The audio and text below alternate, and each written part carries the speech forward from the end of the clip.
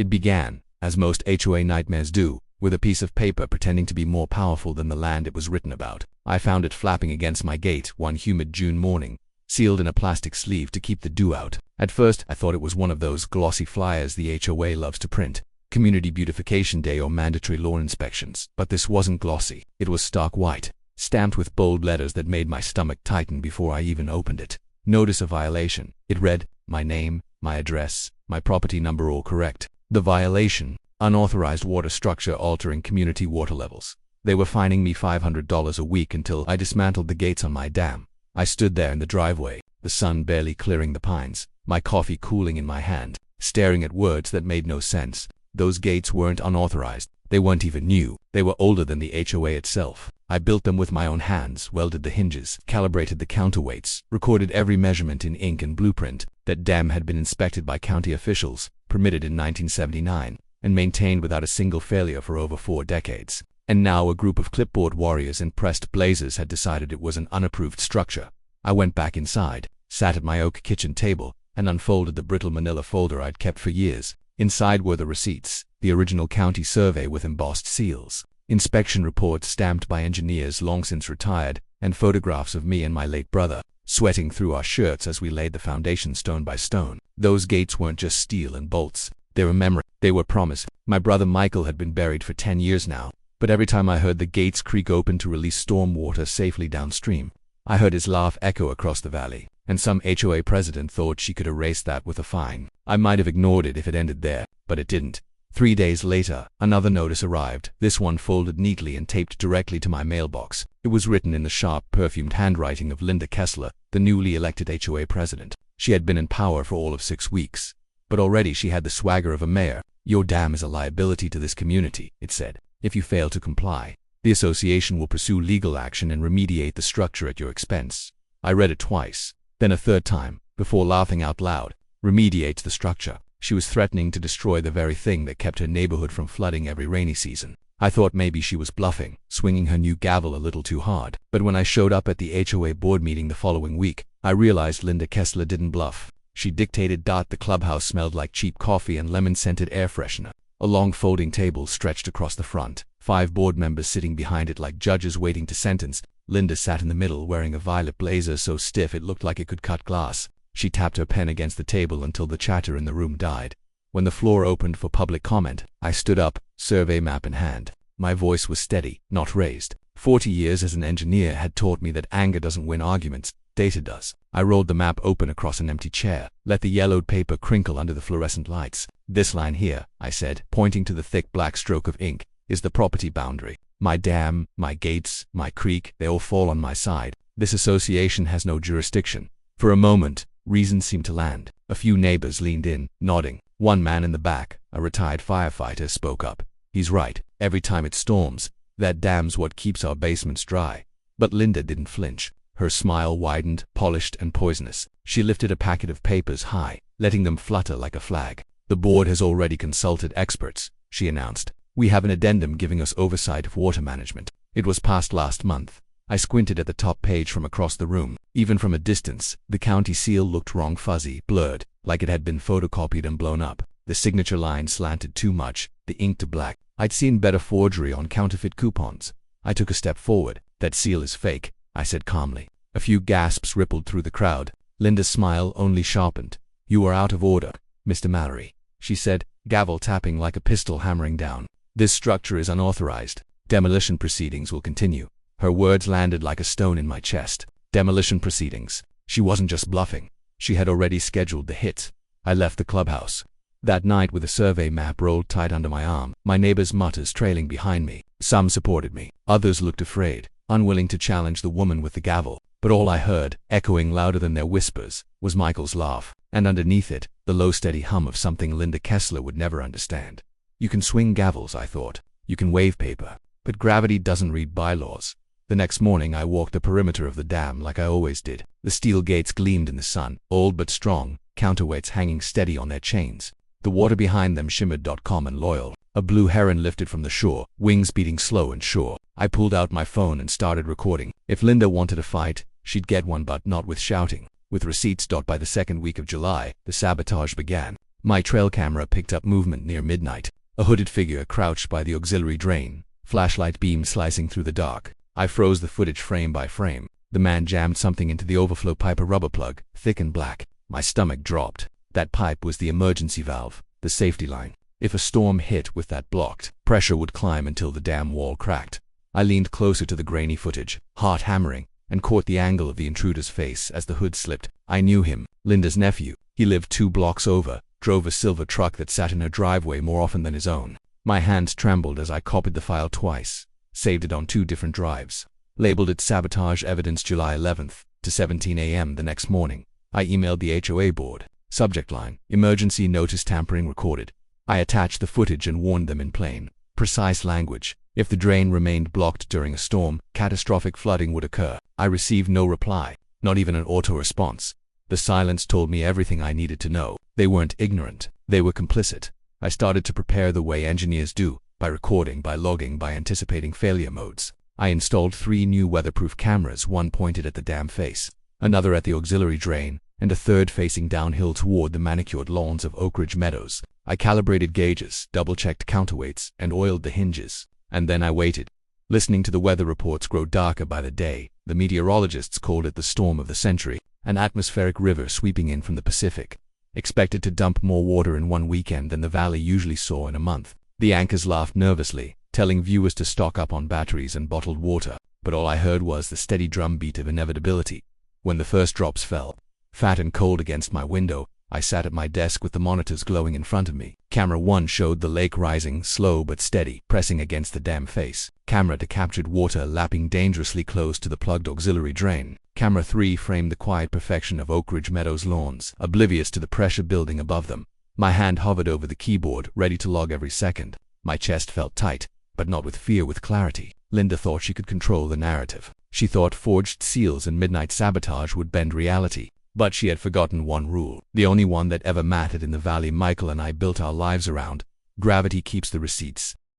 The rain didn't fall so much as it roared. It pounded the roof, the windows, the steel gates of the dam with a fury that made conversation impossible. By the second hour, the gauges I'd rigged were climbing faster than I liked. Every tick of the needle was a reminder of the rubber plug crammed deep inside that auxiliary drain. Water pressed against the gates with a weight you could almost feel in your chest if you stood close enough. I put on my raincoat, strapped the GoPro tight to my chest, and stepped into the storm. The world outside had been stripped of color, just gray sky, brown water, and the black silhouettes of pines whipping in the wind. My boots sank deep into mud with every step as I made my way down to the drain. The roar of water was deafening, like a freight train rushing past my ears.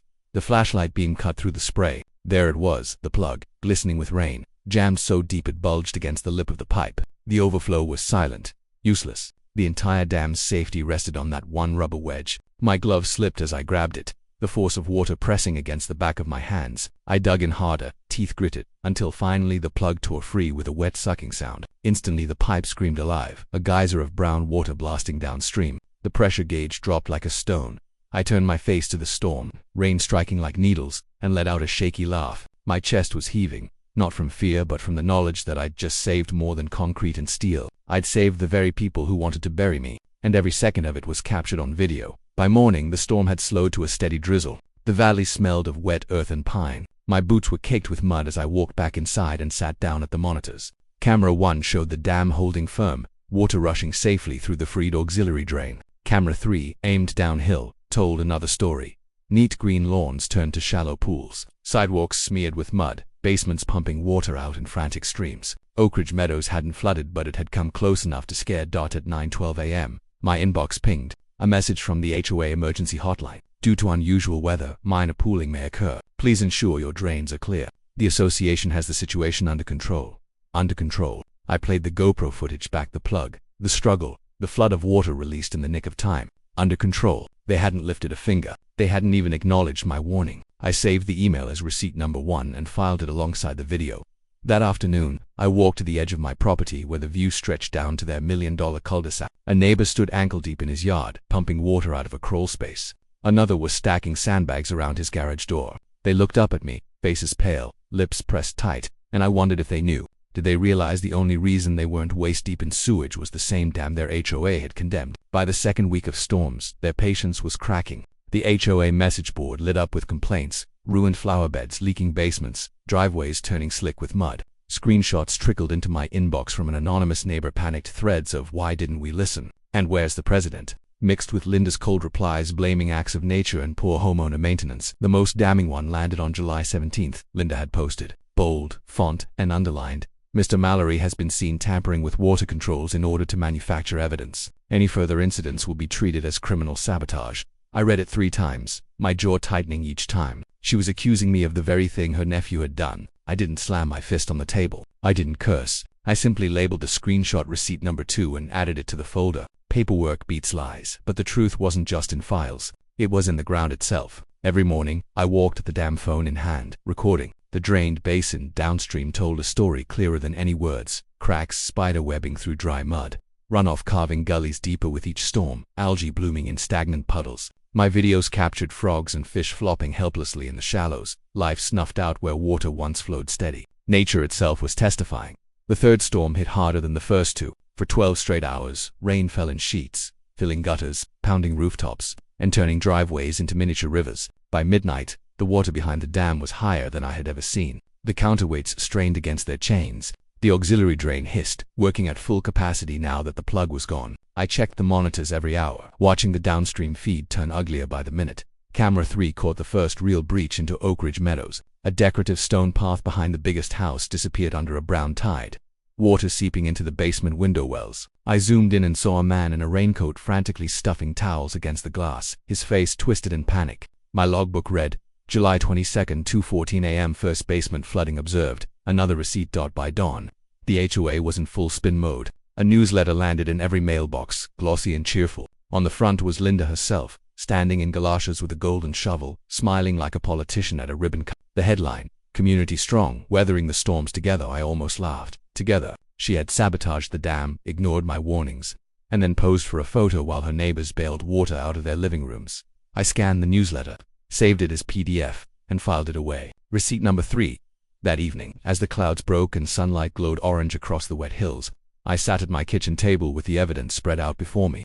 Video of sabotage, GoPro footage of me pulling the plug, screenshots of Linda's false accusations, the HOA's own newsletters and emails, dripping with lies. Piece by piece, a picture was forming not of me as a bitter old man, but of an association drunk on power and blind to consequence. Still, the fight wasn't over. Linda had Ali's people who believed her every word, who saw me as the villain. She used them like a shield, parading their loyalty at meetings and on message boards. But I knew what they didn't. Gravity doesn't take sides. Water doesn't play politics. And then came the forecast that changed everything. The meteorologist stood before a swirling map of reds and purples, his voice grave. "We're tracking what may be the strongest storm system in 15 years. Expect rainfall totals in the double digits. Flash flooding is a serious risk."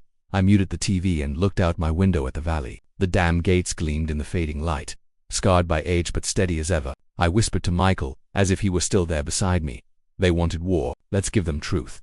That night, I set up one more camera, this one angled wide to capture the entire cul-de-sac below. I wanted no doubt, no escape. When the storm came and it would come, I would have every second recorded. By the first rumble of thunder, the air itself seemed to vibrate with warning. This was no ordinary rain. This was judgment. The first drops of the storm hit like warning shots, fat and heavy, smacking against the tin roof of my porch. By midnight, the sky split open, releasing a wall of water so thick you couldn't see 10 feet ahead. It wasn't rain anymore. It was a solid sheet, a moving wall. My gauges ticked upward faster than I'd ever seen, numbers jumping like frightened birds. The lake behind the dam churned with froth, the spillway howling as it funneled thousands of gallons per second.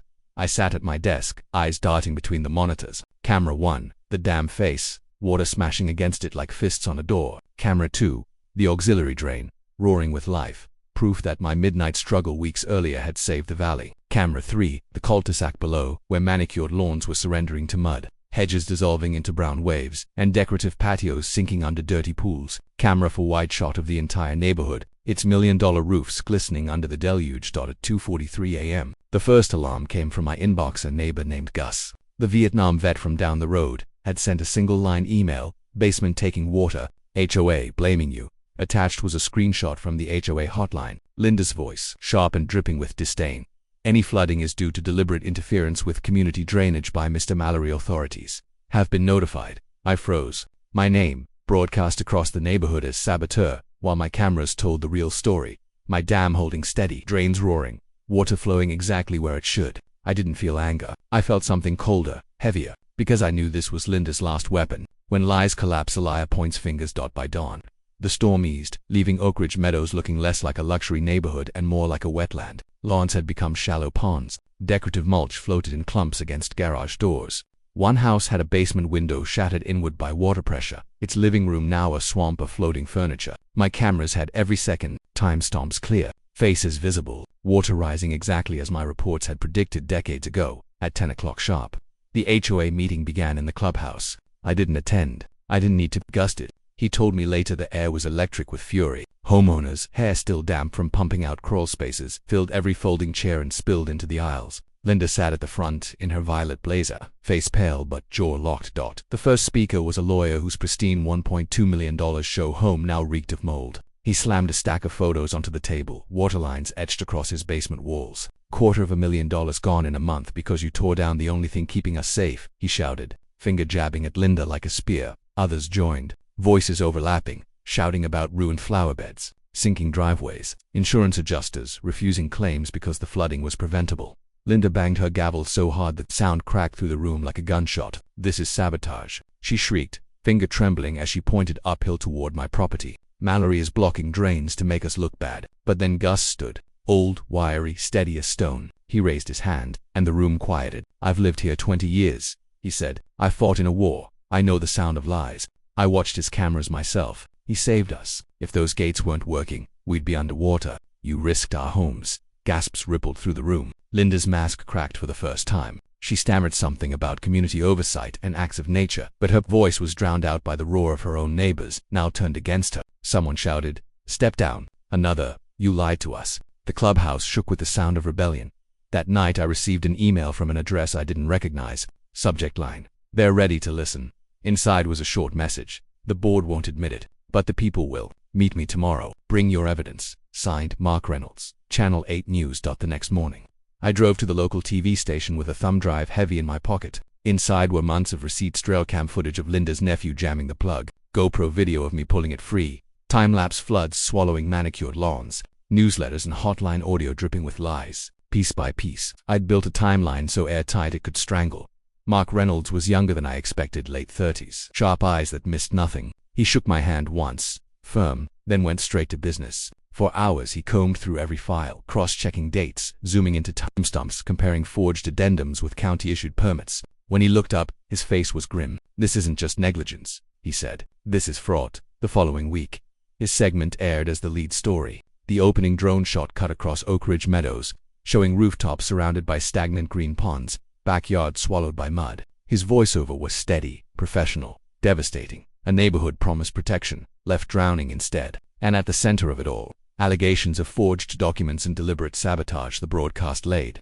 Everything bare Linda's forged addendum side by side with a real permit, Earl's expert testimony about hydraulics, my GoPro footage pulling the plug free. But the image that burned into every viewer's mind came at the end. Mark catching Linda in the HOA parking lot. Microphone extended. "Ms. Kessler, can you comment on the allegations you forged permits and ignored safety warnings?" Her face twisted, pale as chalk. She clutched her purse like a shield, scurried to her SUV, and slammed the door without a word. That slam echoed louder than any speech she could have given. The truth didn't need her voice. The silence was enough. The explosion was immediate. Phones at the county office rang non-stop. Insurance adjusters demanded answers. Neighbors posted furious comments under the Channel 8 segment, their loyalty to Linda vanishing overnight. The HOA Facebook page, once a shrine to her control, became a battlefield of accusations and resignations. For me, the moment was quiet. I sat in my armchair, the glow of the TV still fading, and closed my eyes. It wasn't victory yet, not until the county acted, but it was the first time in months that the weight in my chest eased, because gravity doesn't lie. And now, neither could Linda. The night the Channel 8 segment aired, I didn't sleep, not because of fear, but because the phone wouldn't stop buzzing. Neighbors I hadn't spoken to in years sent clipped messages. "You were right. I'm sorry I didn't back you sooner." One simply wrote, "Thank you" by dawn. The rumble of county trucks echoed down the valley road.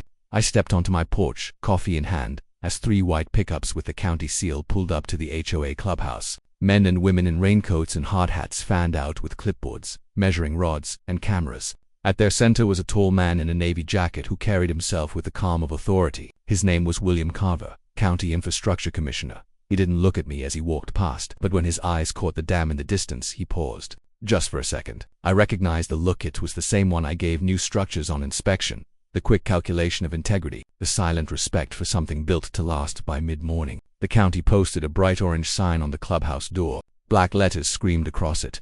Notice of violation. All operations of Oak Ridge Meadows HOA are hereby suspended pending investigation into permit fraud and willful negligence. The wind tugged at the corners of the paper, but it held firm, like truth, nailed in place for everyone to see. Neighbors gathered in clusters, whispering. Some pointed at the sign with shaking heads, others snapped photos. I stood at the edge of my drive, silent, recording everything. Linda emerged 20 minutes later, flanked by 2 board members. She tried to hold her chin high, but her eyes darted everywhere, searching for a lifeline. None came. Carver intercepted her before she reached her car. His voice carried over the rain-slick street. Miss Kessler, the county has questions about the demolition permit you submitted. I suggest you come with us.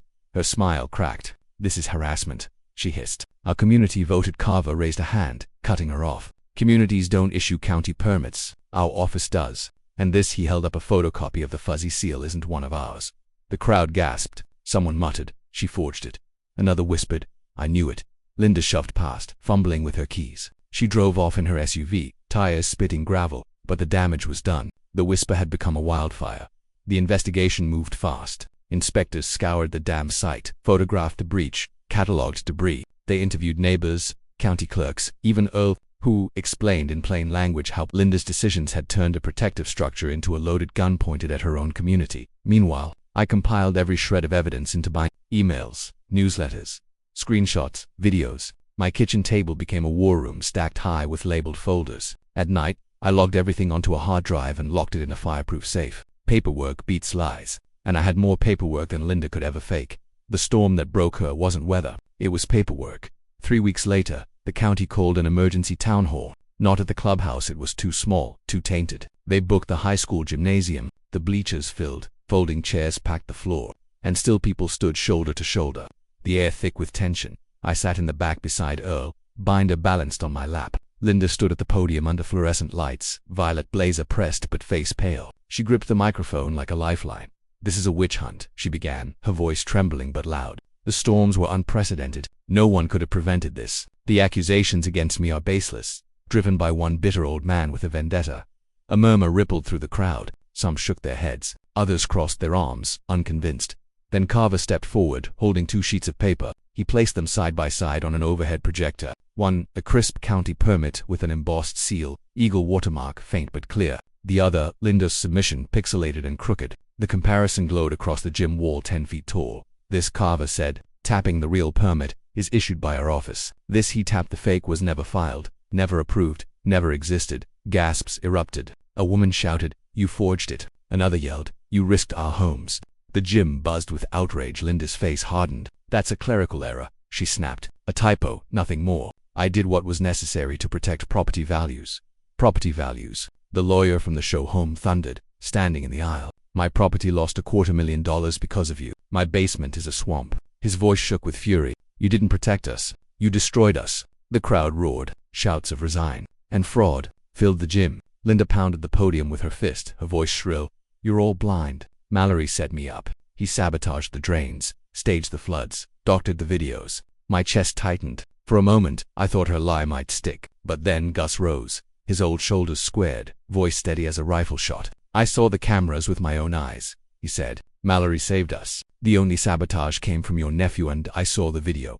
Silence fell. Dozens of eyes turned to the back row where Linda's nephew sat, pale and sweating. He shifted under the weight of the stairs. When Carver asked, is it true? He crumbled. His voice cracked as he confessed. She told me to plug it. Said it was just to prove her point. I didn't think the gym erupted. Shouts, boos, cries of betrayal. Linda staggered back from the podium. Her mask shattered. The board members beside her slipped away, leaving her alone under the lights. Carver raised his voice above the chaos. Effective immediately, Oak Ridge Meadows HOA is dissolved pending receivership. A full criminal referral has been made to the district attorney's office. Linda tried to speak, but her words were drowned by the sound of hundreds of neighbors clapping, cheering, stamping their feet. The gavel she once used to silence others lay forgotten on the podium. As the meeting ended, people passed by my chair, pausing to nod, shake my hand, whisper thanks. Linda slipped out a side door, face hidden behind a purse, swallowed by the crowd's cheers. Outside, The night air was cool, the storm clouds finally parting to reveal a strip of stars. Earl clasped my shoulder. "You did it," he said. I shook my head. Gravity did it. But deep down, I knew this was only the beginning. Investigations take time, courts take longer, and storms don't wait for paperwork. The valley was quieter that night, but it wasn't done speaking. Not yet. They came for her on a Tuesday, the kind of crisp morning that makes the valley smell like pine needles and cold iron.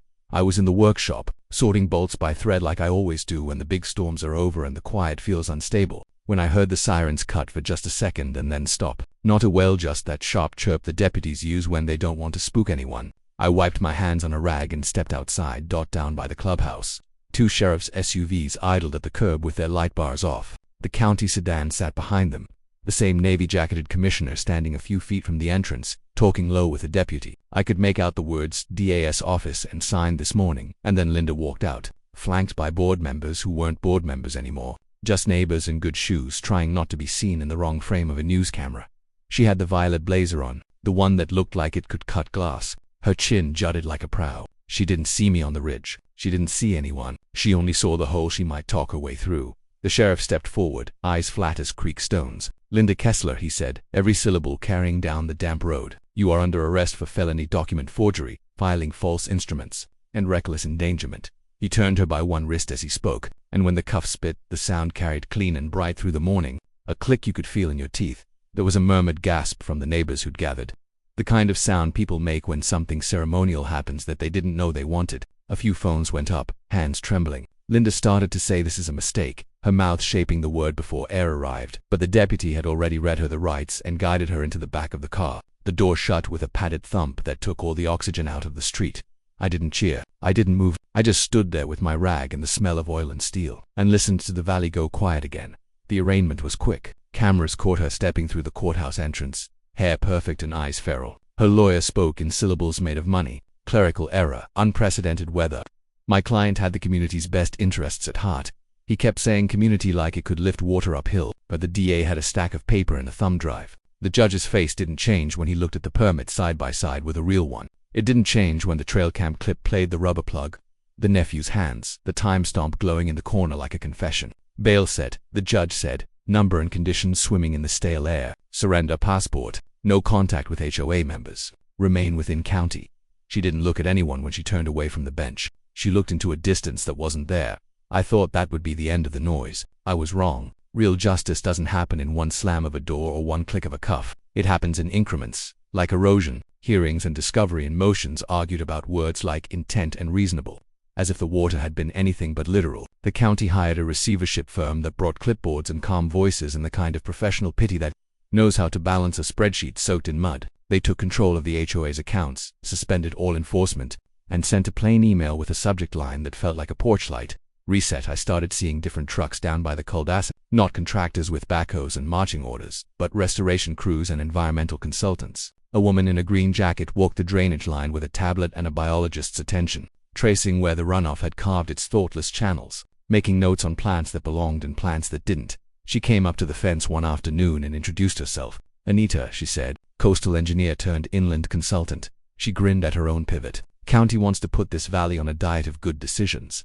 I liked her immediately. We walked the dam together, Anita and I, measuring the chew marks left by water and time, the hairline fractures I had caught with my fingernail years earlier and packed with epoxy as temporary penance. She ran her hand along the gate like it was an animal that might bite. "You built this with respect," she said softly. "Most people build to win."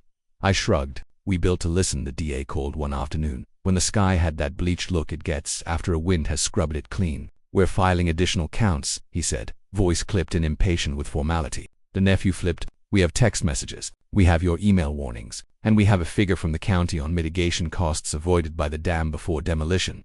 He paused. "It's a big number." I didn't ask for the number. I already had a bigger one in my head. Gallons. How many had been held back, redirected, slowed enough to decide not to be cruel? You measure a life's work in units only you can hear.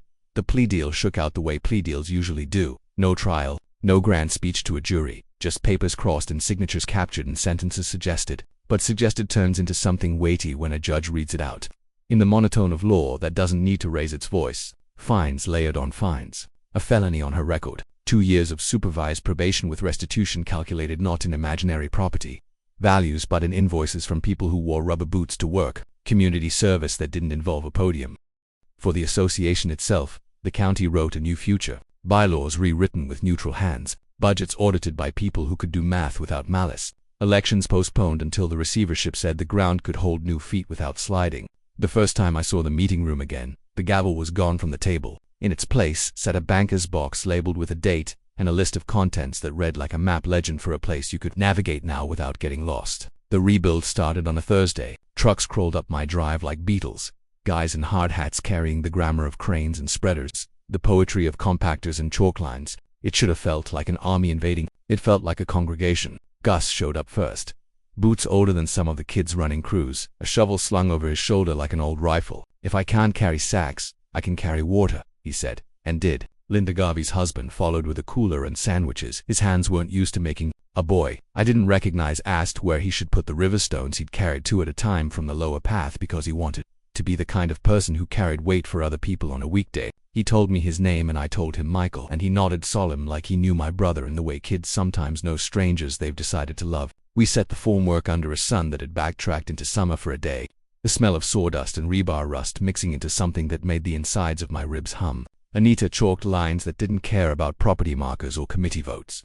Just the slow necessities of slope and capacity. "The numbers want this radius," she said. I looked and my hands agreed, which is as close as my mouth gets to praise now. We poured the first lip at noon, the concrete sliding like sentences into a grammar that had waited 40 years to be spoken again. The crew moved like a well-rehearsed argument. Place, tamp, float, test, cover. You could hear the shape taking itself. Neighbors came and went all day. Some brought tools. Others brought stories that started with apologies and ended with promises. A woman I'd only seen from a distance, always gardening in a hat wilted by sun, stood awkwardly at the edge of the site until I waved her closer. I said some things online. She blurted, cheeks coloring, "About you." I didn't know what was true. Her hands twisted around each other. "I'm sorry." I wiped sweat with my forearm and looked past her shoulder at the water still caught in pockets down the hill, at the ring left on an SUV door, at the thin scum in a pool designed to reflect a sky that hadn't cooperated. "Truth is dumb sometimes," I said. "It sits there and waits for you to notice it. Forgiveness doesn't."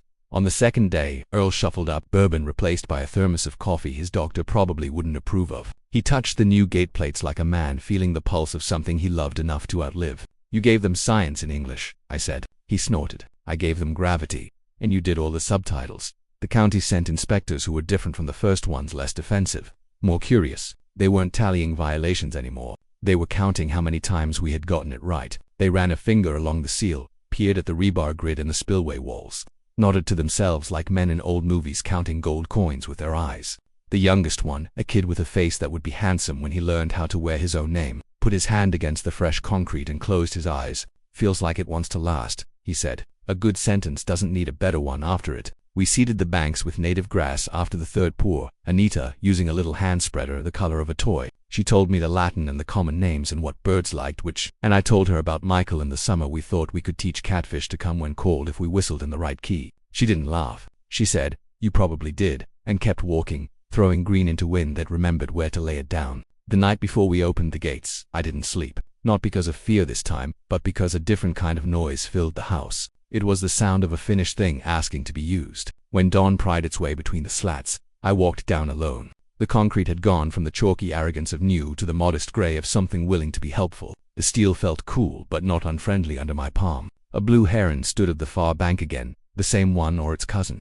Head tilted like a question mark, finally catching the answer. I put my hand on the wheel and breathed. Outflow valves do what they're told by forces bigger than people, but tradition demands that a person say now out loud. I said it, soft enough that only the heron heard, and turned. The lake stirred first, a movement you could miss if you weren't listening for it. Then the spillway took the hint and translated it into a language of white that the valley has always been fluent in. Water slid where it should, turned where it must, gave up speed across the lip we'd calibrated, and then forgot to be angry. It took a breath the way a crowd does before applause. By afternoon, a handful of kids stood along the bank, throwing rocks in the old game no one ever wins. One skimming stone hopped 5 times and sank at the exact place where my brother used to swear the fish rolled their eyes at our technique. I heard him laughing in the water slap, the kind of laugh that has teeth and sunshine in it. I found myself laughing back, and if anyone heard me talking to a man who wasn't there, no one said so. Maybe they were talking to their own missing people too. The county held one last meeting a week later, just to turn a page out loud. The receivership team read out numbers.